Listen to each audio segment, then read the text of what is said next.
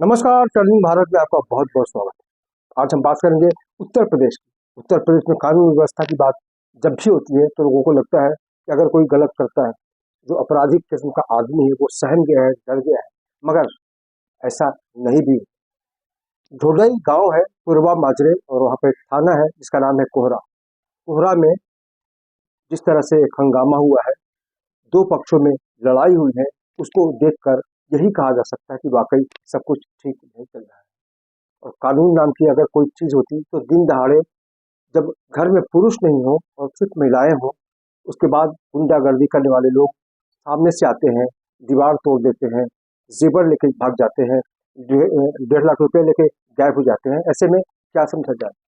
पीड़ित पक्ष ने इसकी शिकायत पुलिस में की है। कोरा थाना में मामला दर्ज हो चुका है, लेकिन अब तक पुलिस ने अपना आरोपियों को नहीं पकड़ा है और पीड़ित को जरूर पकड़ के उनसे पूछताछ की है। लेकिन सवाल है कि कब उनके खिलाफ कार्रवाई होगी।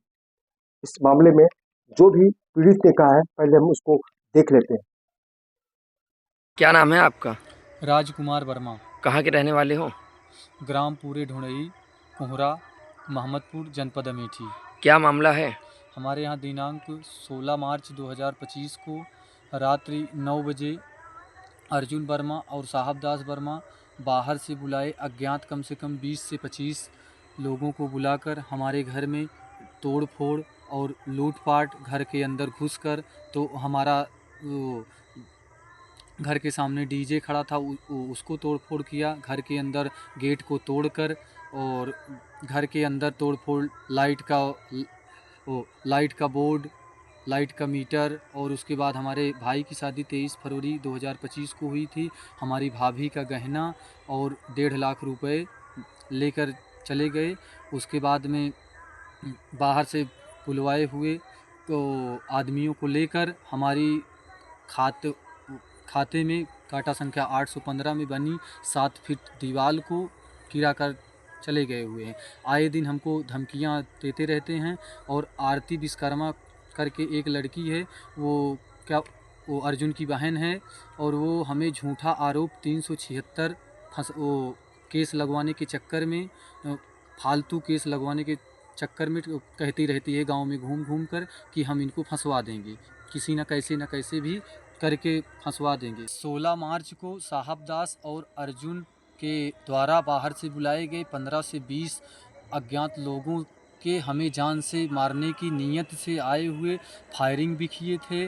और क्या बोलते हैं कि बाहर से वो कुल्हाड़ी गहदाले सब्बल से गेट को तोड़ा था। घटना के वक्त की ऑडियो रिकॉर्डिंग हमारे पास है, जिसमें अर्जुन वर्मा और साहबदास वर्मा की साफ साफ आवाज़ एकदम सुनाई दे रही है।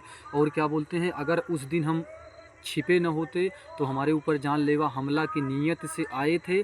और आए दिन अगर कोई जानलेवा हमला हमारे ऊपर होता है तो उसके जिम्मेदार साहबदास वर्मा और अर्जुन वर्मा और प्रशासन होगी, क्योंकि इसके लिए हमने प्रशासन को पहले से ही अवगत करा दिया है। तो इसमें आप चाहते क्या हैं? हम चाहते क्या बोलते हैं कि यही है कि हमारी वो जो सामान हमारा लेकर गए हैं हमारे भाभी का, और हमारा पैसा और हमारी दीवार बनवा देंगे। तो देखा आपने कि पीड़ित ने अपना पक्ष इस तरह से रखा है। इस बारे में ताज़ा जानकारी के लिए चलते हैं अमेठी और अपने संवाददाता नीरज सिंह से बात करते हैं कि इस पूरे प्रकरण को लेके अभी क्या स्थिति है। और इसी को लेकर अभी हमने भी बात की उनसे। ये बातचीत आप सुनिए। नीरज, मेरी आवाज आपको मिल रही है? जी जी सर, आ रही है आपकी आवाज़। ये बताइए, जो घटनाक्रम की जानकारी आपने भेजी है उसको लेकर किस तरह का माहौल है? सर, ये जो माहौल है तकरीबन 16 मार्च को जो है गोलियां चली थी। कुछ खेत को लेके जो विवादित छिड़ गया था, उस खेत को विवादित में जब जो है उन्होंने आपस में बात किया, बात करने के बाद जो है जब अपने बचाव के लिए उन्होंने 112 नंबर पर कॉल किया, पुलिस को इन्फॉर्मेशन दिया, तो उन्होंने जो है पुलिस को इन्फॉर्मेशन दिया, तो उन्होंने पुलिस आई वहाँ पे, और उन जो पीड़ित परिवार है उनको पुलिस लेके गई। एक भाई को और एक बाप बेटे को लेके गई, जिसमें से एक भाई जो है डर के अपने घर में छुप गया था, उस कारण वो सेफ बच गया था। फिर ये मामला फिर जब शाम को तकरीबन 7:30 या 8 बजते हैं, तो जी। लगातार जो है कुछ अज्ञात व्यक्ति आते हैं जो कि इनके अज्ञात व्यक्ति आते हैं और इन पर जो है काफ़ी हमला करते हैं, जान से मारने की धमकियाँ देते हैं। और 1 महीने पहले उनके भाई की शादी हुई थी, तकरीबन 1.5 लाख के करीब बताया जा रहा है पैसे चोरी हुए हैं।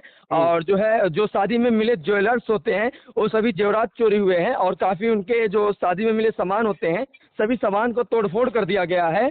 और उसके बाद जब बचाव के लिए जो 112 बुलाया गया तो मौके पे जो वहाँ के जितने लोग अज्ञात व्यक्ति हैं सभी भाग के और वो जो व्यक्ति है राजकुमार उनसे कहा गया है कि उनको मार डालेंगे किसी भी वक्त। और इसी को लेके जो है जब पुलिस आई उसके बाद जो है मुकदमा पंजीकृत हो गया है। आज तकरीबन काफ़ी दिन हो गया है लेकिन अभी तक कार्रवाई नहीं हुई। पीड़ित काफ़ी भटक रहा है और लेकिन अभी तक कार्रवाई नहीं हुई है। और पीड़ित का कहना है, जो राजकुमार का कहना है कि उनको कहीं न कहीं काफ़ी डर है, इसलिए कि वो जान से मारने की धमकी दिए हैं और कभी भी जान से मार सकते हैं। इसी नीरज, कारण अगर जो है अगर पुलिस की भूमिका की बात करें तो पुलिस का क्या रुख है इस मामले को लेकर?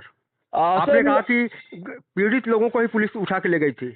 जी सर पुलिस की तरफ से भी कोई बयान नहीं आया है, ना ही कोई जो है सवाल आया है। सिर्फ जो है दोनों तरफ से मुकदमा पंजीकृत कर लिया गया है बिना कोई जाँच किए।